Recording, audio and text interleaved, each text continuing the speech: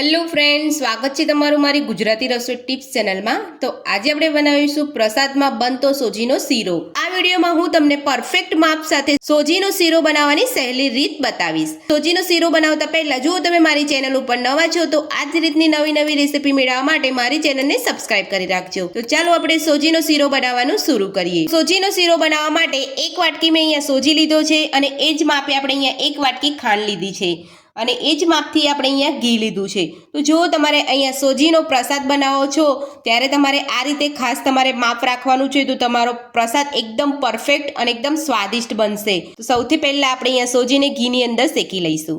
તો સોજીને શેકવા માટે મેં અહીંયા ગેસ ઉપર એક કઢાઈ મૂકી છે। કઢાઈની અંદર આપણે અહીંયા બધું જ ઘી લઈ લઈશું। તો આ રીતે તમે અહીંયા ઘીનું અને ખાંડનું ને બધાનું પરફેક્ટ માપ રાખશો ને તો એકદમ સરસ તમારો શીરો અહીંયા બનીને તૈયાર થશે। અને જ્યારે પણ તમે અહીંયા સોજીનો શીરો બનાવો છો ત્યારે તમારે અહીંયા સોજી જ લેવાનું છે, રવો નથી લેવાનો। તો જો તમે સોજીનો પ્રસાદ ઢીલો રાખવા માંગતા હોય તો તમારે દૂધનું પ્રમાણ થોડું વધારે રાખવાનું છે।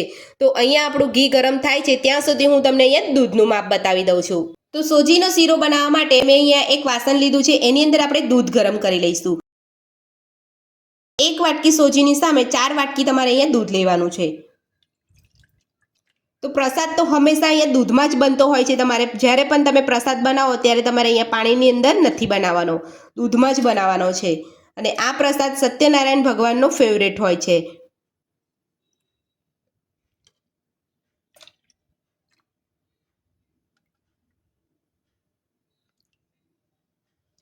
તો આપણે અહીંયા 4 વાટકી દૂધ લઈ લીધું છે। તો હવે આપણે દૂધને એક બાજુ ગરમ કરવા મૂકી દઈશું। તો દૂધ આપણે અહીંયા ગરમ કરવા મૂકી દીધું છે ને એક બાજુ આપણું ઘી પણ ગરમ થઈ ગયું છે। તો હવે આપણે સોજી શેકી લઈશું। તો ઘી આપણું અહીંયા ગરમ થઈ ગયું છે, તો હવે આપણે એમાં સોજી લઈ અને શેકી લઈશું। તો તમને અહીંયા લાગતું હશે કે ડ્રાયફ્રૂટ તો ઉમેર્યા નહીં, પણ હું તમને ડ્રાયફ્રૂટ પણ એકદમ આસાનીથી અહીંયા સરસ રીતે અહીંયા સતળાઈ જાય ઘીમાં એ રીતે પણ હું તમને અહીંયા બતાવીશ। તો તમે જોઈ શકો છો ઘીની અંદર સોજી સરસ રીતે બધો જ મિક્સ થઈ ગયો છે અને સોજી આપણો અહીંયા ફૂલવા લાગ્યો છે। તો આ રીતે તમારે સોજીને કલર બદલાય ત્યાં સુધી એને થોડો સાતળવાનો છે ઘીમાં। તો ધીમા તાપે જ તમારે અહીંયા સોજીને ઘી સાથે સાતળવાનો છે। અહીંયા તમારે સોજી સાતળતી વખતે તમારે ગેસ તમારે અહીંયા ફૂલ નથી રાખવાનો। તો પહેલાં કરતાં આપણું સોજી અહીંયા સરસ ફૂલી અને શેકાઈ ગયો છે। તમે જોઈ શકો છો કલર પણ અહીંયા બદલાઈ ગયો છે। તો હવે આપણે તેની અંદર ડ્રાયફ્રૂટ ઉમેરીશું। તો ડ્રાયફ્રૂટમાં અહીંયા કાજુ બદામ અને દ્રાક્ષ લીધી છે। તો આ જ રીતે તમારે જ્યારે સોજી થોડો શેકાઈ જવા આવે એટલે તમારે અહીંયા ડ્રાયફ્રૂટ ઉમેરવાના છે। તો આ રીતે ડ્રાયફ્રૂટ ઉમેરીને આપણે બધું મિક્સ કરી અને સોજી સાથે ડ્રાયફ્રૂટને પણ સાતળી લઈશું। તો આ રીતે ડ્રાયફ્રૂટ ઉમેરી અને બધું જ આપણે અહીંયા સાતળી લેવાનું છે। તો તમારે અહીંયા જે દ્રાક્ષ આપણે ઉમેરી છે એ બધી સરસ રીતે ફૂલી જાય ત્યાં સુધી આપણે સાતળવાનું છે। તો તમે જોઈ શકો છો અહીંયા દ્રાક્ષ એકદમ સરસ રીતે ફૂલી જવા આવી છે।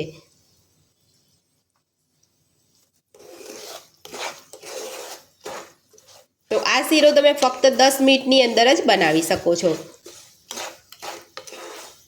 તમે જોઈ શકો છો દ્રાક્ષ અહીંયા એકદમ સરસ ફૂલવા લાગી છે।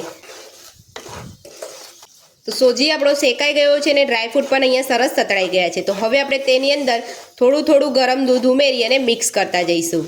તો જે આપણે અહીંયા દૂધ ગરમ કરવા મૂક્યું હતું એ દૂધ આપણું અહીંયા ગરમ થઈ ગયું છે। તો હવે આપણે સોજીની અંદર થોડું દૂધ ઉમેરી અને મિક્સ કરતા જઈશું।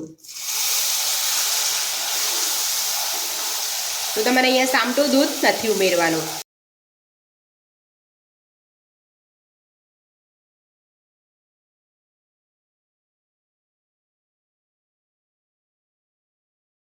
તો આ રીતે તમારે થોડું દૂધ ઉમેરી અને મિક્સ કરી લેવાનું છે। તો દૂધ ઉમેરીને તમારે આ રીતે હલાવતું રહેવાનું છે, એટલે થોડીક જ વારમાં તમારું સોજીની અંદર બધું જ દૂધ ભળી જશે। તો આ જ રીતે આપણે અહીંયા હલાવતું રહેવાનું છે। તો તમે જોઈ શકો છો પેનના તળિયે પણ અહીંયા ચોંટતો નથી શીરો। તો આપણું બધું જ દૂધ સોજીની અંદર ભળી ગયું છે।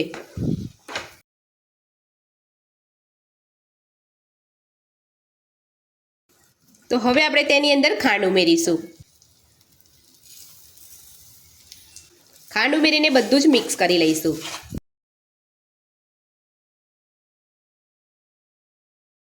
તો આ રીતે ખાંડ ઉમેરીને પણ તમારે અહીંયા શીરાને હલાવતું જ રહેવાનું છે। અહીંયા પેનના તળિયે ચોંટી ના જાય તેનું ધ્યાન રાખવાનું છે. અને ગેસની ફ્લેમ તમારે અહીંયા પહેલેથી જ તમારે અહીંયા મીડિયમ રાખીને જ તમારે અહીંયા શીરો બનાવવાનો છે. તો ખાંડ આપણી ઓગળી ગઈ છે ને આપણે અહીંયા બધું સરસ મિક્સ કરી લીધું છે. તો હવે આપણે તુલસીના પાન ઉમેરીશું. તો સત્યનારાયણ ભગવાનનો તુલસીના પાન વગર તો શીરો અધૂરો જ છે. એટલે આ રીતે તમારે અહીંયા તુલસીના પાન પણ ઉમેરી લેવાના છે. તો હવે આપણે ગેસ બંધ કરી લઈશું.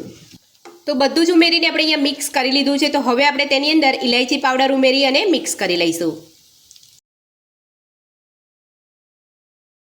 તો ઇલાયચી પાવડર ઉમેરી અને બધું સરસ આપણે અહીંયા મિક્સ કરી લીધો છે અને શીરો બનીને આપણો અહીંયા તૈયાર છે. તો હવે આપણે શીરાને સર્વ કરી લઈશું. તો સોજીનો શીરો બનીને આપણો અહીંયા તૈયાર છે. તો મારી આ રીતે તમે ઘરે એકવાર બનાવવાનું જરૂરથી ટ્રાય કરજો.